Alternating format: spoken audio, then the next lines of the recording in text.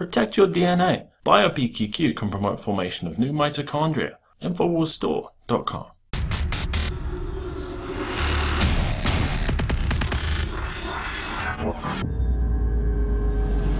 Globalism already exists in the United States. Sprawled out behind me is 31,708 acres of the Balcones Canyonland Wildlife Preserve. The preserve is under the authorization of the 1973 Endangered Species Act, basically an extension of the United Nations Agenda 21. Even though Austin's population grows by 110 people every day, development of this prime acreage is not permitted.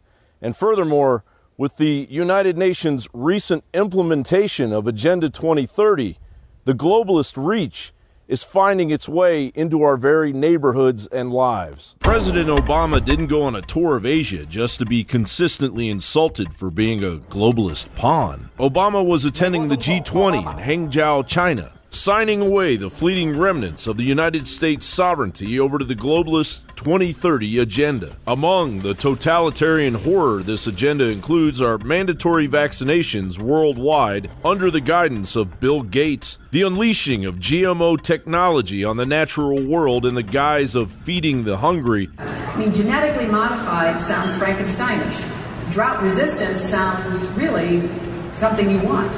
Carbon taxes that will increase poverty and create a serf-like energy consumption, an introduction of a global tax that will make the IRS and the Federal Reserve look like child's play, and a global implementation of smart grid technology that will be beta tested in Africa under the $7 billion of U.S. taxpayer money Obama donated to the project titled Power Africa. The socialist tentacles of Agenda 2030 now reach right into our own backyards, as Obama, in a last-ditch effort, aims to essentially transform America by giving the poorest of neighborhoods an equitable stake in the richest of neighborhoods. The Austin, Texas City Council is hiring, not electing, what will be known as the Chief Equity Officer. Seattle, Washington, and Portland, Oregon have already paved the way for this socialist enterprise. 3 candidates are in contention for the position here in Austin, Texas. Austin Mayor Steve Adler wrote, similarly to the Sustainability Office, which has a focus on the environment, i.e. Agenda 21, we should consider the creation of an equity office, have Chief Equity Officer, or propose an alternative that provides such a dedicated office. Such an office could advance racial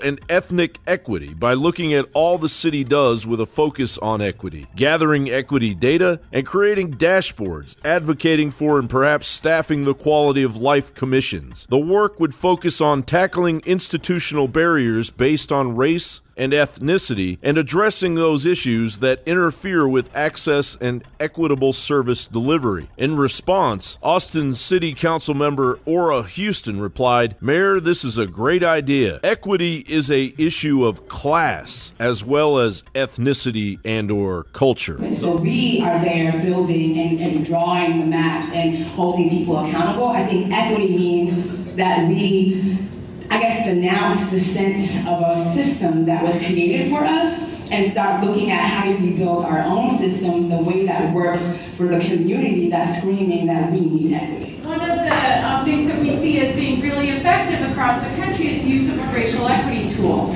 And what that means is that when decisions are being made, that we are considering race in the impacts, whether the decision is actively perpetuating the status quo or working to change the status quo. The history of change in the United States is the history of organizing.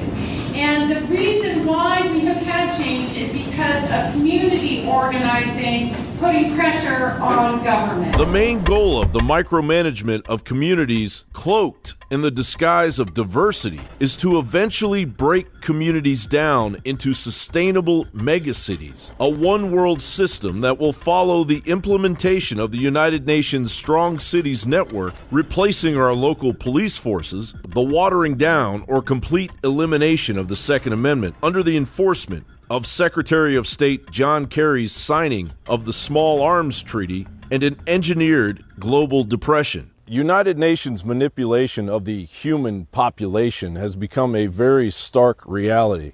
A reality you won't be hearing about from the mainstream media until it's too late.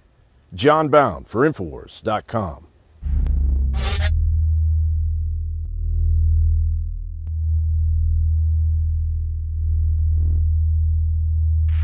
Brain Force is here. Ladies and gentlemen, I've been on this the last few months. You probably noticed I've been more crazed, more focused, less brain fog, more energy, more special reports, and it's because of Brain Force. One of the worst things with most energy products is it's not sustainable, right? You're gonna crash, you're gonna feel really bad afterwards. This has a bunch of different antioxidants and compounds and polyphenols. Everybody's on these drugs to knock their brain out because the brain's so fried. We kept changing this formula over and over and over again until it became sort of a grand puzzle. For example, the L-theanine inside of it, that is activated by the different compounds in the yerba mate that we put inside of it as well. This just increases the compounds you already have. This is what you're actually designed to run on. Exactly. It's kind of like a car will run on one form of junkie gas, but it runs really good on what it's designed for. You will find Brain Force, Survival Shield X2, and other game-changing products at InfoWarsLife.com or call 888-253-3139.